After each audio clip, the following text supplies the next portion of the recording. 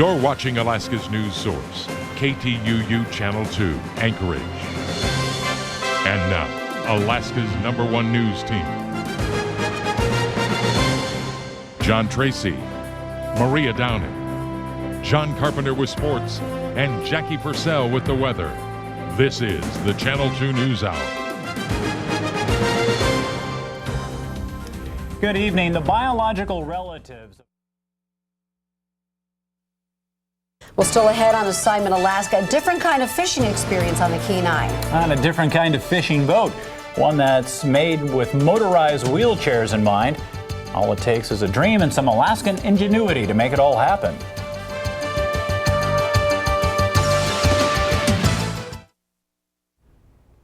If you're in a wheelchair, fishing on the Kenai River usually means fishing from the dock and watching other people whiz by on their way to their favorite fishing holes.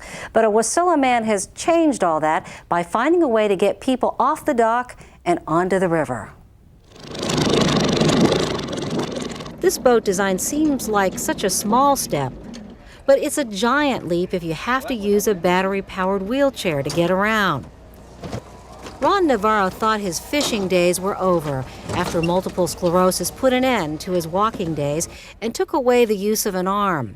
If I used a regular wheelchair to get in a boat with friends, it would take 4 people to get me in and out, whereas you saw me drive in and out of this. For Ron, it's all about freedom. Freedom from fear of being dropped or becoming a spectacle. And best of all, freedom to move around. See, I can go I can cruise over here and look at what's going on over here. If I see a fish right there or something, or if I was fishing, I could go over that way and look at it. Or come back here, grab a soda, turn around. Today I'll always remember this because my dad had happiness and joy from it. Ron's son says these outings are not always fun for him because his dad needs a lot of help. But now, the door has opened to freedom and adventure. I mean, a boat like that is amazing. Somebody had to put a lot of work into it, like him over there. That somebody is Dan McDowell, who came up with the design. The aha moment would be probably watching the D-Day memorial service or all the old war movies where you see the troops going out of the landing craft onto the beaches in Normandy in France. Can you believe it's 2004? 2004, the year that Dan McDowell introduced a boat called the Last Frontiersman to Alaska, the first fishing boat in the state built to handle 300-pound wheelchairs. It's dignified, it turns the whole idea of going fishing into a fun day. Alan Johansson is not the type to let anything get in his way. The big fat tires on his wheelchair give him access to the outdoors, enough so that he can still go moose hunting. To overcome an obstacle is an Alaskan thing. If there's a way to do it and it needs to be done, an Alaskan will find a way to do it. Oh, beautiful fish. In the modern world, handicapped access is one of the new frontiers, but it's one that few get hooked into exploring, unless you're faced with a disability. Alan says it's unusual to reel in someone like Dan McDowell. He didn't have to do this, but he went out of his way to help the people that are in wheelchairs that wouldn't experience this otherwise.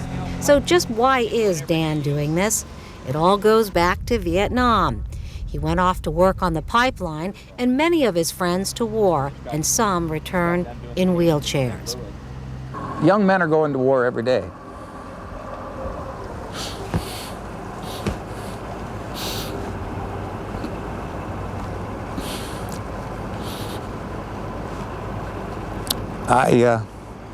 If it wasn't for our veterans, we wouldn't have freedoms. It's just my way of saying thank you. A love of freedom, the common bond on this river, whether you're in a wheelchair or not. Now, this is actually Dan McDowell's second boat. A few years ago, he had one adapted for wheelchairs, but it wasn't suited for the weight of motorized chairs.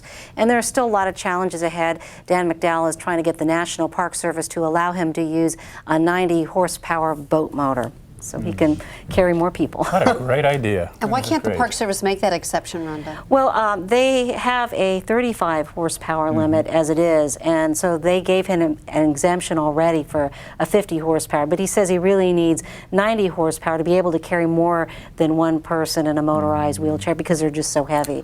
But people are working. He's got some advocates for the disabled going to the Park Service. Maybe we'll see some changes. What a thoughtful man. Very Nice good. job. Thanks, Rhonda. Thank you, Rhonda.